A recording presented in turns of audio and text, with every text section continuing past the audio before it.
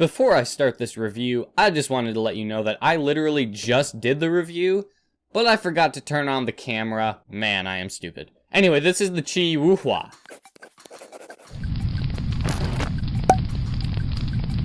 So let's start with the specs of this cube. You can pick it up from Speed Cube Shop for $31.95.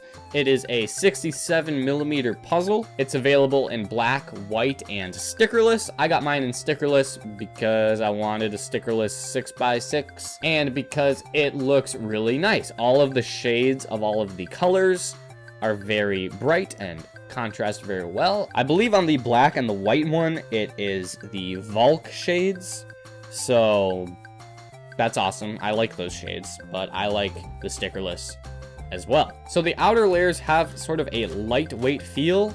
There is some resistance, but not much. It's a medium kind of resistance. The feeling of the outer layers I would call smooth, snappy, crispy, frictiony, but fast. You can definitely feel the pieces of the outer layer rubbing up against the next layer. That is a very prevalent feeling. However, it is quite fast and snappy, and it is pretty good. The second layers have a very similar feeling to the outer layers, very smooth, crispy, and frictiony.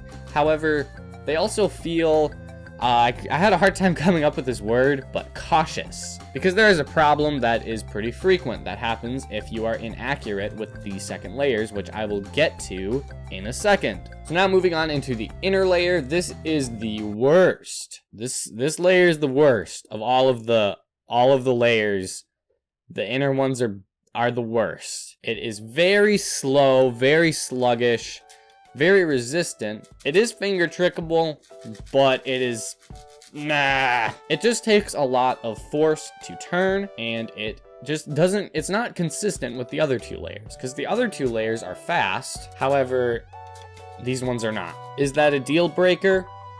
Nope. Now on to corner cutting with this puzzle. The first layer can do one piece forwards and half of a piece for reverse. The middle layers can do about 7/8 of a piece forward and 1/4 of a piece for reverse. And then the innermost layers can do one piece forward and just about nothing for reverse. Now, something that's important for me to mention is that it can do one piece forward, but absolutely no more. If you try to go farther, this will happen, and chances are you could get an internal pop, which is where one of the internal pieces comes out of alignment and screws everything up. Now, depending on how hard you try to cut this corner, it could either be a really quick fix, or you could have to take a bunch of pieces out and then fix it and put it back together, which could kill some serious time. So now pops on this puzzle are pretty rare. I do not get them frequently, which that's a good thing. However, lockups do happen. Remember earlier when I said that the second layers you had to be cautious? Well, that's because this happens. See that? 2 turns. Took 2 turns to make that happen. This happens a lot. Alright, so you need to be very careful with these second layers. This sort of thing doesn't happen very much on the outer layers, and as long as you follow the corner cutting rule, it doesn't really happen on the inner layers, but in these middle layers, it certainly happens. And now I can't get it to happen. Anyways, you guys know what I mean. You gotta be cautious, otherwise you could get lockups.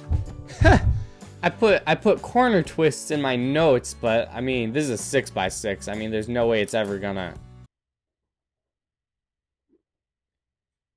Oh, okay,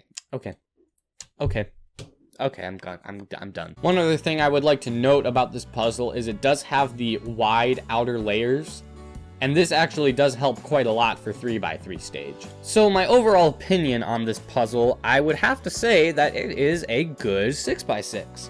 I like it quite a lot. While it does have its flaws, it is the best 6x6 currently on the market. Of all the other 6x6s, this is the most stable, the most controllable, and all around just, I mean, in my opinion, it's the best. Now, by no means am I a good 6x6 solver. I am no way, it's not my speciality, it's not my best event. I do find myself enjoying solving this puzzle quite a lot. It is a pleasant solving experience, much better than the Xing Xiao, which is my only other 6x6. But I have tried the Yushin Red, And that is just trash. Granted, Red hasn't done the spring swap, which he should probably get on that. Because I've heard that makes it way better, but before the swing swap, it sucks. Thank you all for watching this review, and I will see you guys next time.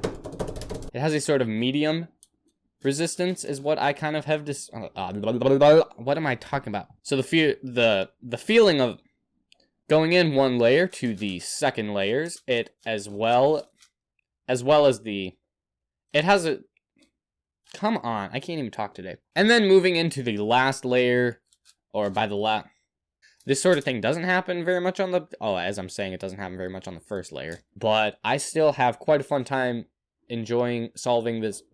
Oh my gosh.